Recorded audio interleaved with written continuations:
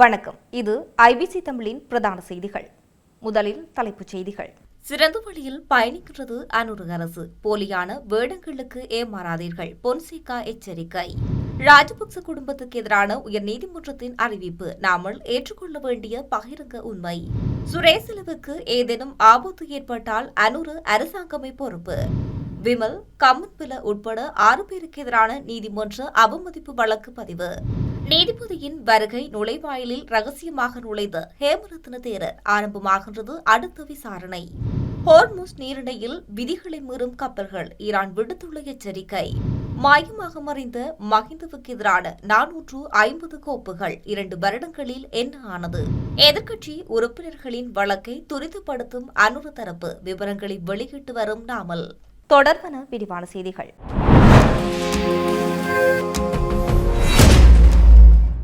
நாட்டை வங்குரோத்து நிலைக்கு தள்ளிய உள்வாதிகள் தேசியம், பௌத்தம் மற்றும் ஒற்றையாட்சிக்கு பாதிப்பு என்று கூறிக்கொண்டு மீண்டும் அதிகாரத்தை கைப்பற்ற மக்கள் மத்தியில் செல்கின்றனர் என்றும் இவர்களின் போலியான வேடங்களுக்கு மக்கள் மீண்டும் ஏமாந்துவிடக் கூடாது என்றும் முன்னாள் அமைச்சரும் முன்னாள் ராணுவ தளபதியுமான சரத் பொன்சேகா கேட்டுக் கொண்டுள்ளார். ரத்தினபுரி பகுதியில் நேற்று ஞாயிற்றுக்கிழமை நடைபெற்ற நிகழ்வொன்றில் உரையாற்றும் போதே அவர் மேற்கண்டவாறு தெரிவித்துள்ளார்.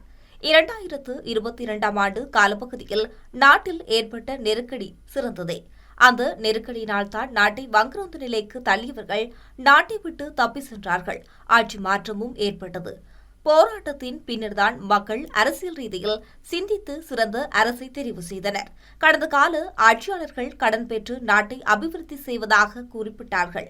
ஆனால் அந்த அபிவிருத்திகளால் மக்களுக்கு ஏதும் கிடைக்கவில்லை. கடன் பெற்று தமது குடும்பத்தை வளப்படுத்தினார்கள். வெளிநாடுகளில் சொத்து சேர்த்தார்கள். பொருளாதார பாதிப்பிலிருந்து மீள்வதற்காகவே சர்வதேச நாணய நிதியத்தின் ஒத்துழைப்பு பெறப்பட்டது. தற்போதைய அரசும் விரும்பியோ விரும்பாவிட்டாலோ நாணய மாற்றத்தின் செயற்றிட்டங்களை அமுல்படுத்த வேண்டிய நிலை காணப்படுகின்றது. அனுர அரசு சிறந்த முறையில் தான் செயற்படுகின்றது. ஊழல் மோசடிகள் இல்லாமல் சட்டத்தின் பிரகாரம் அரசு அதிகாரிகள் செயற்படுகின்றார்கள். இதனால் ஊழல்வாதிகள் அனைவரும் இன்று அரசுக்கு எதிராக ஒன்றிணைந்துள்ளனர். அரசுடன் நான் இணையப் போவதில்லை. அரசியலில் ஒரு மாற்று சக்தியாக செயற்படுவேன் என தெரிவித்துள்ளார்.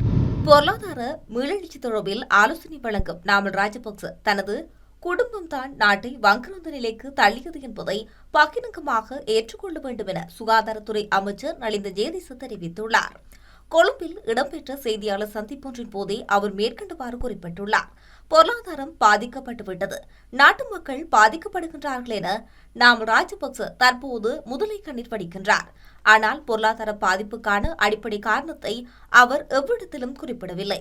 2022 ஆண்டு ராஜபக்ச குடும்பம் பொருளாதார ரீதியாக எடுத்த தவறான தீர்மானங்களினால் நாடு வங்குரோத்து நிலை அடைந்தது என்பதை உயர்நீதிமன்றம் ஏகமனதாக அறிவித்துள்ளது. பொருளாதார பாதிப்பிலிருந்து மீள்வதற்குத்தான் சர்வதேச நாணய நிதியத்தின் ஆதரவு பெற்றுக் கொள்ளப்பட்டது. பொருளாதார மீட்சி குறித்து ஆலோசனை கூறும் நாமல் ராஜபக்ச அதற்கு காரணம் தனது குடும்பத்தான் என்பதை பகிரங்கமாக ஏற்றுக்கொள்ள வேண்டும். அரசாங்கத்தை வீழ்த்துவோம், மக்களை ஒன்றிணைப்போம் என்று GLPS வீட்டில் இரவிரவாக கூட்டம் நடத்தாமல் மக்களுக்கு மத்தியில் செல்லுங்கள் என தெரிவித்துள்ளார்.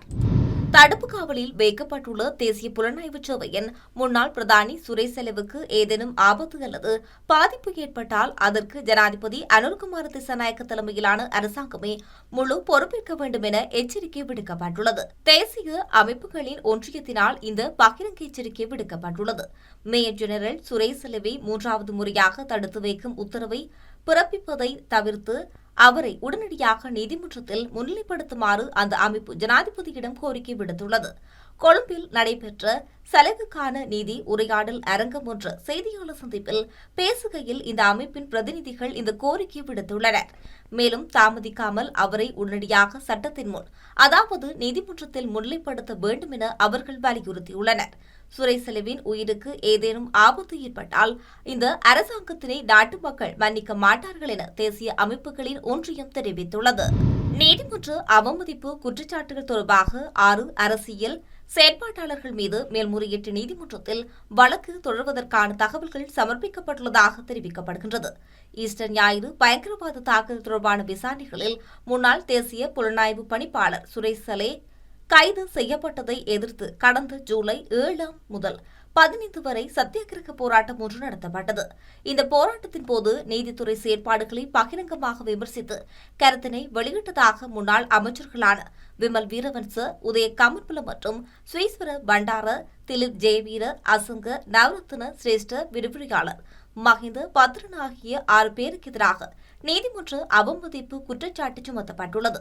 இது தொடர்பான விசாரணைகளை மேற்கொண்ட குற்றப்புலனாய்வு திணைக்களத்தினர் கடந்த ஆகஸ்ட் 5ஆம் தேதி கோட்டை நீதவான் பசன் அமரசேன முன்னிலையில் உண்மைகளை அறிக்கையாக சமர்ப்பித்துள்ளனர். அதன்படி இந்த ஆவணங்களை பரிசீலித்த நீதவான் நீதிமன்றம் குறித்த நபர்களின் கருத்துக்கள் முதல் பார்வையில் நீதித்துறை நடவடிக்கைகளை விமர்சிப்பதாக அமைந்திருப்பதை சுட்டிக்காட்டியுள்ளது. இந்த நிலையில் கோட்டை நீதவான் நீதிமன்றம் பிறப்பித்த உத்தரவுக்கமைய சம்பந்தப்பட்ட 6 பேருக்கும் எதிராக நீதிமன்ற அவமதிப்பு குற்றச்சாட்டுகளின் கீழ் மேல் முறையீட்டு நீதிமன்றத்தில் வழக்கு தொடர்வதற்கான தகவல்கள் சமர்ப்பிக்கப்பட்டுள்ளதாகவும் தெரியவந்துள்ளது. அனுராதபுரத்தின் முன்னாள் அட்டமஸ்தானபதி பல்லேகம ஹேமரத்ன தேரர் மேல் நீதிமன்ற வளாகத்துக்குள் நீதிபதி நுழையும் நுழைவாயிலினூடாக எவ்வாறு நீதிமன்ற வளாகத்துக்குள் வந்தார் என்பது குறித்து விசாரணைகள் ஆரம்பிக்கப்பட்டுள்ளது.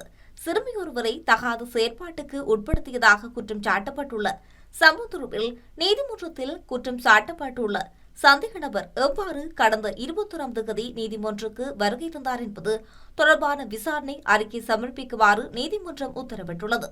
இதுகுறித்து அனுராதபுர பிரதான நீதவான் சியபத் சசிந்து விக்ரமரத்ன அனுராதபுர மேல் நீதிமன்ற வளாகத்தில் காவல்துறை பாதுகாப்பு பிரிவினரின் பொறுப்பதிகாரிக்கு உத்தரவிட்டுள்ளார். தகாத செயற்பாட்டு சம்பவம் தொடர்பில் பல்லேகம ஹேமரத்ன தேரருக்கு எதிராக அனுராதபுரம் பிரதான நீதவான் நீதிமன்றத்தில் உள்ள வழக்கு கடந்த 21ஆம் தேதி மீண்டும் விசாரணைக்கு எடுத்துக் கொள்ளப்பட்டது. இதன்போது சட்டத்தரணி சானக அபே விக்ரம நீதிமன்றில் முன்வைத்த விசேட கருத்துக்களை கருத்தில் கொண்டே பிரதான நீதவான் இந்த உத்தரவை பிறப்பித்துள்ளார். ஹோர்முஸ் நீரிணையை கடப்பதற்கான விதிமுறைகளை மீறும் கப்பல்கள் எதிர்காலத்தில் பயண கட்டுப்பாடுகளை எதிர்கொள்ள நேரிடும் என ஈரான் எச்சரிக்கை விடுத்துள்ளது. ஈரானின் பெர்சியன் வளைகுடா நீரிணை அதிகார சபை இந்த எச்சரிக்கையை விடுத்துள்ளது. அதன்படி ஈரான் விதித்துள்ள வழிமுறை கட்டுப்பாடுகளை மீறும் கப்பல்களுக்கு அபராதம் விதிக்கப்படலாம் அல்லது அவை பறிமுதல் மற்றும் சிறைப்பிடிக்கப்படலாம் என தனது எக்ஸ் தளத்தில் அறிக்கையை வெளியிட்டுள்ளது. மேலும் இத்தகைய தடை செய்யப்பட்ட கப்பல்களுக்கு ஒத்துழைப்பு வழங்கும் ஏனைய கப்பல்களும் விதிமீறல் பட்டியலில் சேர்க்கப்படும் என எச்சரிக்கை விடுக்கப்பட்டுள்ளது. கப்பல் நிறுவனங்கள் மற்றும் சரக்கு உரிமையாளர்கள் தங்களது பெயர்களை இந்த பட்டியலிலிருந்து நீக்க வேண்டுமாயின் உரிய ஆவணங்களுடன் கோரிக்கை விடுக்க வேண்டும் என்றும் சிரமங்களை தவிர்க்க தமது இணையதளத்தில் உள்ள பட்டியலை சரிபார்த்து இதுபோன்ற கப்பல்களை பயன்படுத்துவதை தவிர்க்குமாறு கேட்டுக் கொள்ளப்பட்டுள்ளனர்.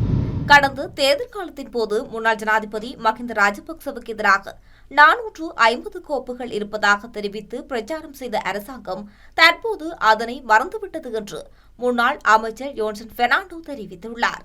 மக்கள் சந்திப்பின் ஒன்றின் போது மேற்கண்டவாறு அவர் இதனை குறிப்பிட்டுள்ளார். முன்னாள் ஜனாதிபதி மஹிந்த ராஜபக்ச பெருந்தொகை லஞ்ச பணம் பெற்றதாகவும் அதனுடன் தொடர்புடைய காசோலைகளின் இலக்கங்கள் மற்றும் மஹிந்தவுக்கு எதிரான 450 கோப்புகள் இருப்பதாக தெரிவித்து கடந்த தேர்தல் காலத்தில் இந்த அரசாங்கம் பிரச்சாரங்களை முன்வைத்து வந்தது. எனினும் ஆட்சிக்கு வந்து 2 வருடங்களாகியுள்ள நிலையில் தற்போது அந்த போலி பிரச்சாரங்களை எல்லாம் இந்த அரசாங்கம் மறந்துவிட்டது. தற்போதைய அரசாங்கம் ஆட்சிக்கு வர முன்னர் வெளியிட்ட எந்தவொரு அறிவிப்பையும் வாக்குறுதியையும் இதுவரை நிறைவேற்றவில்லை. விவசாயிகளின் வாக்குகளால் ஆட்சிக்கு வந்த ஆட்சியாளர்கள் தற்போது விவசாயிகளை கசிப்பு குடிப்பவர்கள் என்று கூறி அவமானப்படுத்துகின்றது என அவர் தெரிவித்துள்ளார். தற்போதைய அனுர அரசாங்கம் மக்கள் பிரச்சினைகளை விடுத்து எதிர்க்கட்சி உறுப்பினர்களின் வழக்குகளை துரிதப்படுத்தவும் அவர்களை சிறைக்கு அனுப்புவதற்குமே விசேட கவனம் செலுத்தி வருகின்றது என பொதுஜன பெரமுனவின் தேசிய அமைப்பாளர் நாமல் ராஜபக்ச தெரிவித்துள்ளார். காலியில் இடம்பெற்ற நிகழ்வொன்றின் பின்னர் ஊடகங்களுக்கு கருத்தினை வெளியிடும் போதே மேற்கண்டவாறு தெரிவித்துள்ளார். மக்களுக்கு வளமான வாழ்க்கையை வழங்குவதாக வாக்குறுதியளித்தே இந்த அரசாங்கம் ஆட்சிக்கு வந்தது. ஜனாதிபதியினதும் 159 ஆளும் தரப்பு உறுப்பினர்களது வாழ்க்கை தான் வளமாகியுள்ளது. நாட்டு மக்களின் வாழ்க்கை ஏழ்மை நிலைக்கு தள்ளப்பட்டுள்ளது. திரைசேரி நிரம்பி வழிகின்றது என அரசாங்கம் குறிப்பிடுகின்றது. ஆனால் மக்கள் வாழ்க்கை தரம் வறுமையால் நிரம்பி வழிகின்றது. மக்களின் அடிப்படை பிரச்சினைகள் குறித்து அரசாங்கம் கவனம் செலுத்தவில்லை. எதிர்க்கட்சி உறுப்பினர்களின் வழக்குகளை விரிவுபடுத்தவும் தண்டனை பெற்றுக் கொடுக்கவும் மாத்திரமே இந்த அரசாங்கம் முனைப்புடன் செயற்பட்டு வருகின்றது என அவர் தெரிவித்துள்ளார். செய்தி நிறைவாக மீண்டும் தலைப்புச் செய்திகள். சிறந்த வழியில் பயணிக்கின்றது அனுர அரசு. போலியான வேடங்களுக்கு ஏமாறாதீர்கள். பொன்சேகா எச்சரிக்கை. ராஜபக்ச குடும்பத்துக்கு எதிரான உயர்நீதிமன்றத்தின் அறிவிப்பு நாமல் ஏற்றுக்கொள்ள வேண்டிய பகிரங்க உண்மை. சுரேசலவுக்கு ஏதேனும் ஆபத்து ஏற்பட்டால் அனுர அரசாங்கமே பொறுப்பு. விமல் கம்மன்பில உட்பட 6 பேருக்கு எதிரான நீதிமன்ற அவமதிப்பு வழக்கு பதிவு. நீதிபதியின் வருகை நுழைவாயிலில் ரகசியமாக நுழைந்த ஹேமரத்ன தேரர் ஆரம்பமாகின்றது அடுத்த விசாரணை. ஹோர்முஸ் நீரிணையில் விதிகளை மீறும் கப்பல்கள் ஈரான் விடுத்துள்ள எச்சரிக்கை. மாயமாக மறைந்த மஹிந்தவுக்கு எதிரான 450 கோப்புகள் 2 வருடங்களில் என்ன ஆனது? எதிர்க்கட்சி உறுப்பினர்களின் வழக்கை துரிதப்படுத்தும் அனுர தரப்பு விவரங்களை வெளியிட்டு வரும் நாமல். இத்துடன் ஐபிசி தமிழின் பிரதான செய்திகள் நிறைவு பெறுகின்றன. செய்திகளை உடனுக்குடன் அறிந்து கொள்ள ibc.com என்ற எமது இணையதளத்தை பார்வையிடுங்கள்.